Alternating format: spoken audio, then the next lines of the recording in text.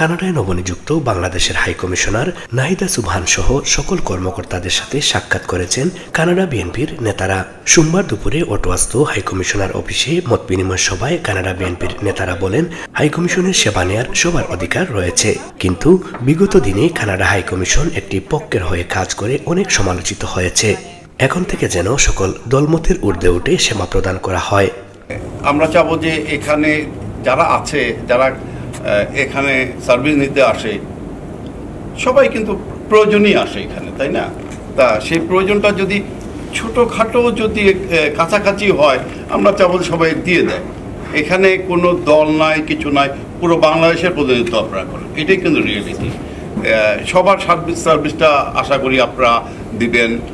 আর যে জিনিসগুলি যে আমরা আশা করব যে ধরেন নো ভিসাটা যতটা ইজি করা যায়, পাসপোর্টটা যতটা ইজি করা যায়, মানুষ ওটা বুঝবে যে না, আমরা একটা ভালো কিছু হয়েছে, ভালো হাইকমিশন এসেছে, এটা জনগণের হাইকমিশন, বাংলাদেশিদের হাইকমিশন, এটাই আসলে মূলত আমরা চাই। অন্যান্য সময় আমি পলিটিক্যাল কিছু আলোচনা করতে চাই না।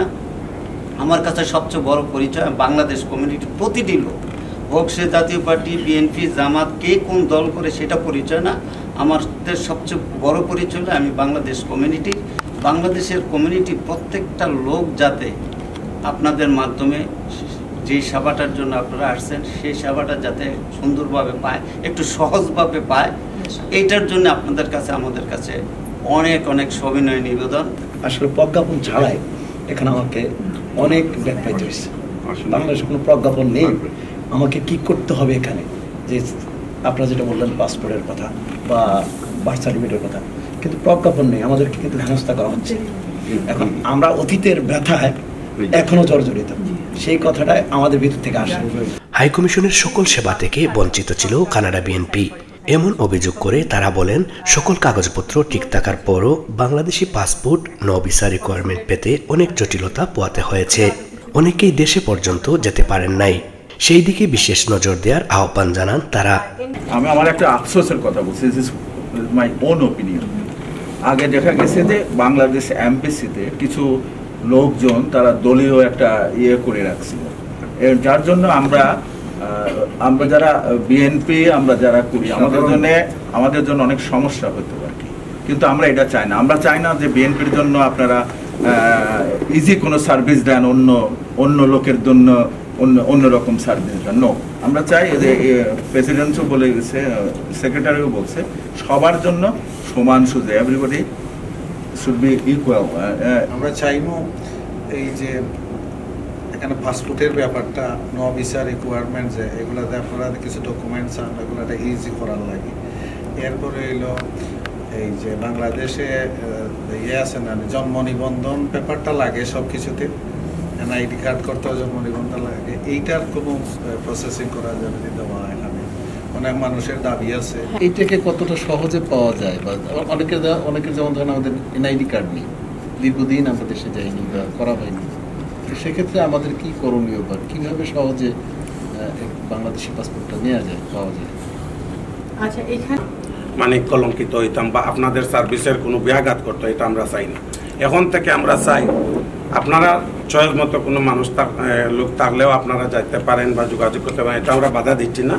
বাট আমরা যে 8জন লোক আছে, আমরা যদি কোনো যোগাযোগ করি আপনাদের সাথে সার্ভিসের জন্য, এটা আমাদের পার্সোনালি কিছুর জন্য না, সেবামূলক কাজের জন্য, আপনারা একটু মূল্যায়ন আমাদেরকে করবেন, এটাই আর কি আমার পয়েন্ট হইল, মেইন পয়েন্ট। এদিকে কানাডায় নিযুক্ত বাংলাদেশের হাইকমিশনার নাহিদা সুবহান জানান, কানাডা দূতাবাস এখন থেকে সবার জন্য উন্মুক্ত, যে কোনো সমস্যায় সবাইকে আইন অনুযায়ী সকল ধরনের সেবা প্রদান করা হবে। তার কর্মকালে কোনো ধরনের স্বজনপ্রীতি করা হবে না। দূতাবাসের সকল কর্মকর্তাদের প্রতি সজাগ দৃষ্টি এবং কানাডায় বসবাসরত বাংলাদেশিদের সহযোগিতা কামনা করেন তিনি। এবং আমরাও যেটা বিশ্বাস করি যে সেবা সবার জন্য, যারাই আসবে তাদেরকেই আমরা সহযোগিতা দিব। আর ডেফিনেটলি আপনারা সরাসরি যোগাযোগ করলে, সবার তো আর অ্যাক্সেস থাকবে না আমাদের কাছে, সো আপনাদের যদি সরাসরি কিছু, এবং আপনারাও, আমি আপনাদের কথা থেকেই বলছি কথাটা, যে আপনারাও আমাকে প্রথমেই যেটা বললেন যে আমরা সবাইকেই সেবা দিব, নিবেদন করতে চাই, সেইটা হচ্ছে যে আমরা সবাই জানি আপনারা হয়তো অনেকে আগে অনেক দুর্ভোগের শিকার হয়েছেন, কিন্তু আমার আগে কি হয়েছে সেটার দায়িত্ব আমি নিব না। হ্যাঁ? ওখানে যদি কোনো সাফল্য থেকে থাকে, আমি আসার আগে যা কিছু সাফল্য সেটার ক্রেডিট আমি নিব না। আর আমি আসার আগে পর্যন্ত আপনাদের যা কিছু দুর্ভোগ হয়েছে আমি সহানুভূতি জানাতে পারবো, কিন্তু দায়িত্ব আমি নিতে পারবো না। আমাদের যেরকম আমাদের যদি ইচ্ছা থাকে কোঅপারেশনের, আপনাদের পক্ষ থেকে আমাদের যতটুকু সম্ভব সহযোগিতা আপনারাও করবেন, তাইলে মানে দুইজনে মিলে কাজ করলে জিনিসটা অ্যাকচুয়ালি সবার পক্ষে আপনার সেবা দেওয়াটা সবাইকে সম্ভব হবে।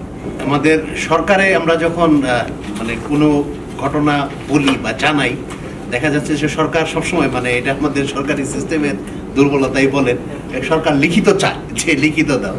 তো অনেক সময় আপনারা কোনো পরামর্শ থাকলে ইন রাইটিং আমাদেরকে দিবেন।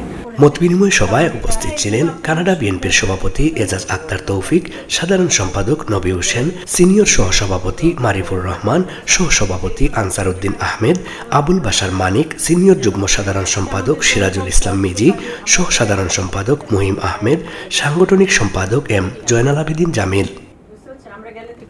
Muazzem Saju, channel DC news.